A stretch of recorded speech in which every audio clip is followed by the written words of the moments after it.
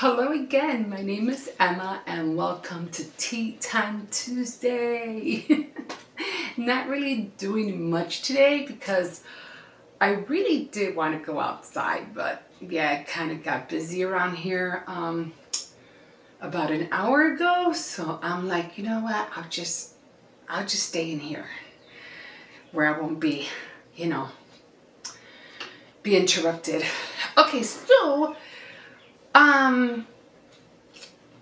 I think this is raspberry. I'm not really sure because I lost the little box that I usually have the variety pack in, so it's not, I don't know what it is. It's either raspberry or the true blueberry. One of those two. Okay, so I haven't gone to Dollar Tree. I have yet to go there. Oh, sorry, my hands are. But I did go to Aldi's and I did pick up these, they're called almond spritz. They look like this. And they look nice. They were called, because I can't find the almonds, the ones from Vetmore? Wortman. Oh, by the way, I did buy some Wortman vanilla wafers. Oh my God, they are so good, so good. And it was the almonds that I was trying to look for from the Wortman's brand. I have not seen them like for a long time. And I was just watching an episode about all the cookies that have been that we don't no longer see on our markets panels. I mean, on the racks are like, we used to have this cookie and we used to have those cookies, and I'm like, oh, I remember those and I remember that. It was so cool. But yeah, those almonds, and they were so good because they almost looked like these. They almost looked like this.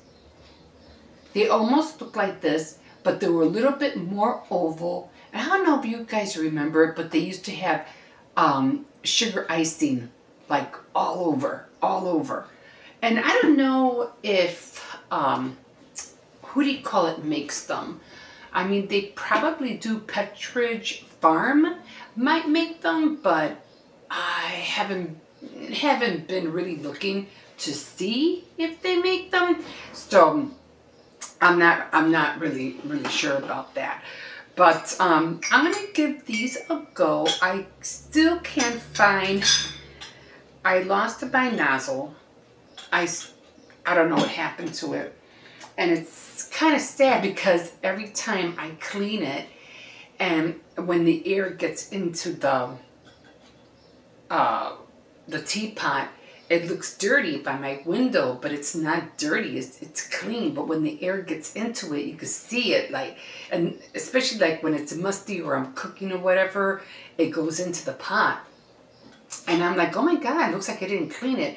But then when everything settles in the kitchen and I'm done cooking or whatever, it goes clear again. I go, I really need that nozzle. It has to be on this floor somewhere. I put it on my tray, and then when I got up to take everything away, I don't know what happened to it. And my little spoons, I have to look for more of my little spoons. I don't know what I did with them. But thank you for coming on. Thank you for joining me for a cup of tea. Like I said, usually, when it's just you don't have to go all crazy and do the whole tier tray thing and the sandwiches and the macaroons and the what are they called?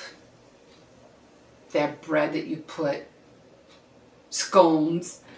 Even that, I never took a liking to scones. I don't know. Maybe it's because I never bought the right ones. I don't know. But maybe I'll just buy some just for the heck of it, just to taste them. I wouldn't even really know where to go to buy scones. I would have to look that up. I don't know.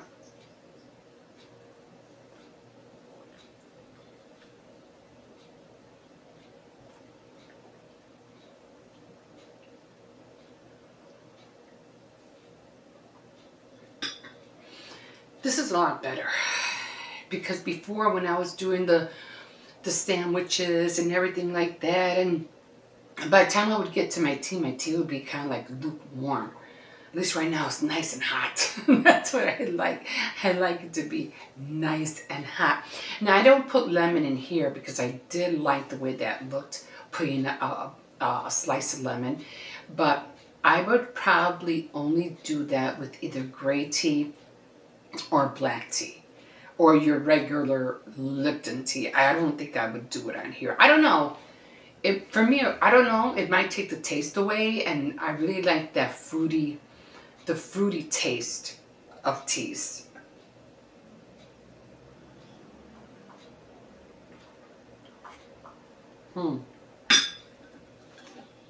This is good. So I can drink the whole thing. Yeah, it's just me, so I don't, drink that much that tea. So let's taste this. So this is the cookie. Too bad it doesn't have any sugar on it. It looks like it's just dipped in chocolate and it has nuts on it.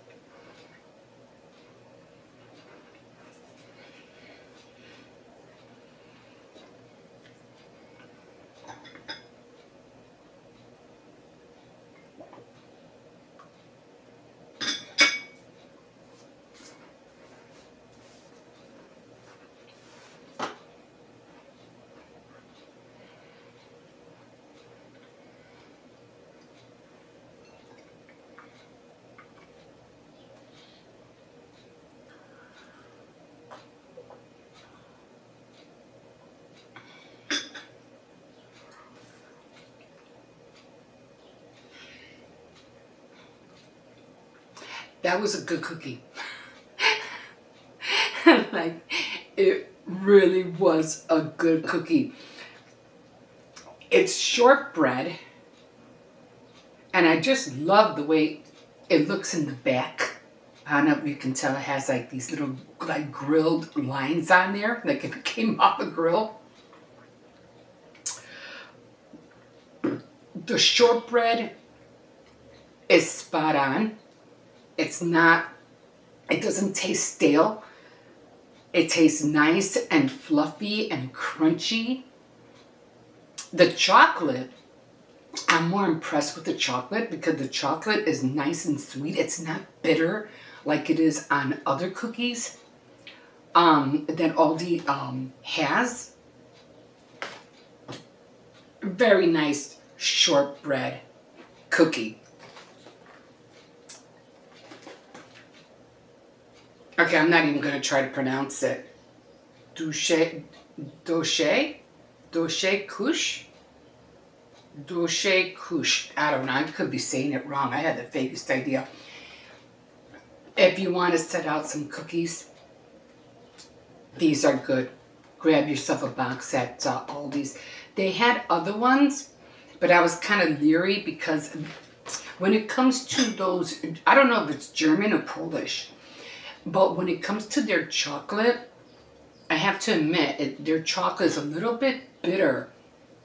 And I'm like, I'm not too fond of the bitter. It's almost like eating dark chocolate, but it's more bitter than that.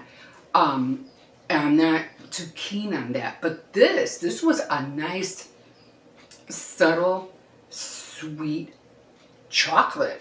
And then with the nuts on top, and I think they have a little bit of sprinkle of sugar, which gave it just the right touch of sweetness.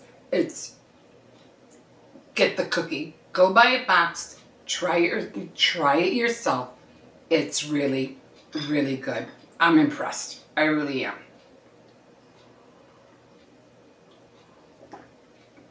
And the thing about these cookies, they're kind of like some of them are kind of like seasonal, or they'll come out with a brand and then you won't see them anymore. So it's always a hit or miss with these cookies. I have to put the fan on. I'm getting hot because of the tea. Okay, so that was really good, guys. That cookie, I'm really impressed with that cookie. Okay, so coming on, I really wanted to get on an update on the book about The Exile for Dreamers. And I'm just going to start reading it to you because it's going to take a minute.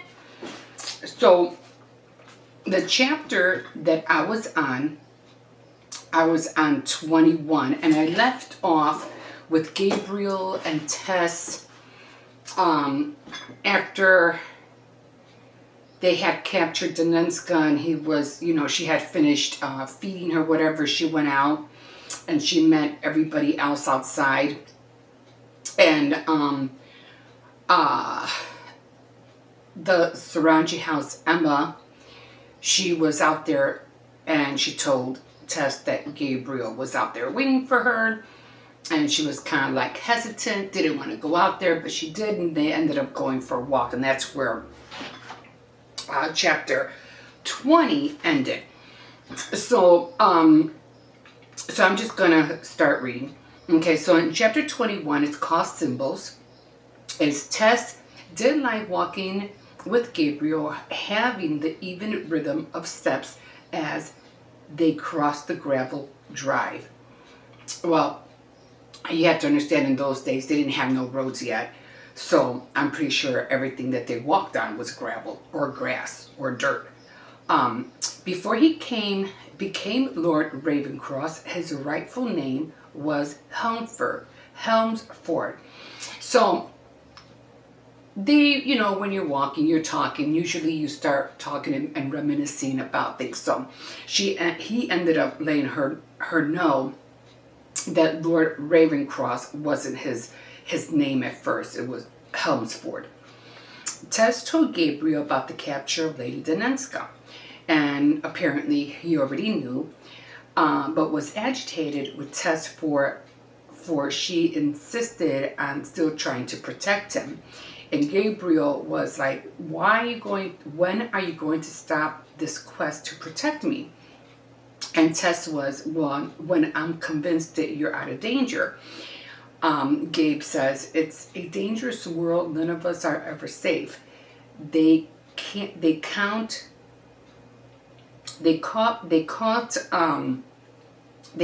Danenska, and instead of wasting your time, and you wasted your time, the time that you could have been,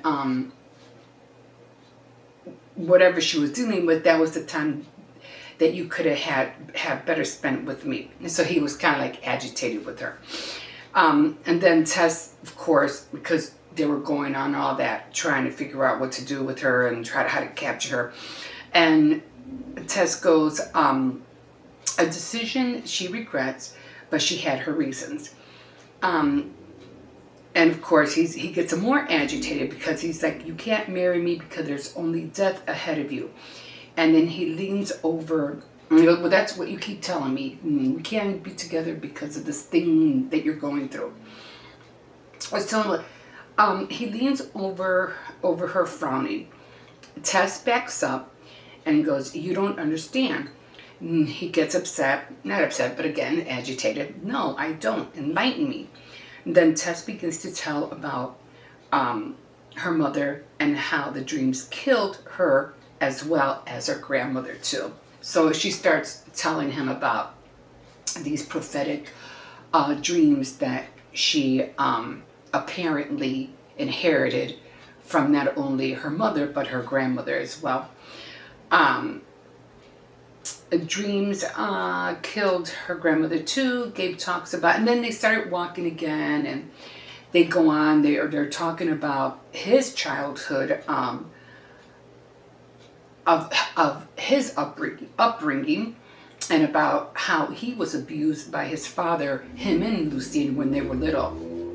And back in those days, men were really, really raised to be strong and, not let anything get to them. So Ravencross to him didn't stand for anything but other than cruelty. That's why he doesn't like it. So Tess told he told Gabe about the men that came to guard the house and the plan to trick Danenska. As they stood, Tess was because he wanted to know about why are all of a sudden these men are coming to protect the house. Who are they? Why are they here? So he wanted to know about that. And then she told him who they were and about the plan to trick Danenska to help her to escape. She hasn't escaped yet. We're getting there.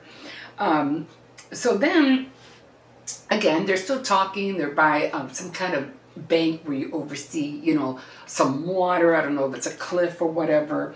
And all of a sudden, this bee is buzzing around her, and it's a large bee. It's a large bee, and it's glinted wings, and it shimmered gold. So she saw this big gold bee just flying around her. And another bee approaches her, then another one, and then another one. And then I guess she's going all frantic, and she's, Gabe's telling her what's wrong, and she's yelling the bees, and, she's yelling bees, and 10 bees swarm all around her. So that's where we're left off on chapter 21. So I already read a little bit ahead on chapter 22, and apparently what happens here was that Tess is going through one of her dreams again. Gabe is just seeing her going frantic, and she's like, we have to run, come on. And she's thinking, she's running, the bees are all over her, and she's telling Gabe, come on, we gotta go. And she could have sworn that Gabe was behind her, but he wasn't. She had fainted, and everything that she was going through, everything that she was seeing, bees coming in and out of her mouth, and bees going up her nose. These gold bees was a dream that she was going through. So as she fainted, that she was seeing all of this. And Gabe was able to do was just, she woke up and he was hovering above her and asking her, are you okay? And that's where it ends, because evidently she's like, he picked her up and he said, you fainted. But he didn't see her doing all that with the beast and everything. She just fainted. So we'll get more into the story. It seems like it's just getting better and better. I really like it. And for, like I said, for $1.25, it is a hefty book. It's not small. And I only got like this much left this side. So yeah, it's getting better and better. But I don't want to read all of it and then just give you bits and pieces of what happened. I want you to feel the book with me, like as if we're reading it together. So I do want to see how she plans on helping Danenska escape And if they are going to catch Lucien, are they going to kill him? Will Ravenscroft take back his real name? So, and will Tess and Gabe get married? And what about all the other girls? Are they going to hook up with all those the young gentlemen that have been coming in and out of Sarangi house? It's like, we're going to find out. We're going to find out. Okay, guys, so that's all I have for you today. Like I said, I really did want to be outside, but it just got busy. So, I don't know, maybe next week, willing if the weather permits, hopefully I'll be out in the back. Yeah, like a fish in the sea, so glad you caught me, and we will catch you next time. Bye. Enjoy your day. Stay safe.